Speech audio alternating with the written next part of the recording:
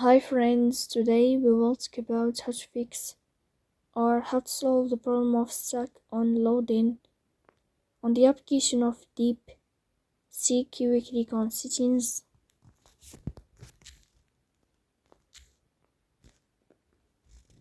In this page, you will go to this window of apps, default apps, app settings. Here you will search about DeepSeek app and you will click. After that, in this page of app info, you will click on first stop and you will click OK. Then you will enter to the window of storage. Then we click on clear cache. In the end, you will turn off your phone and you will restart your phone again to fix that problem. So please don't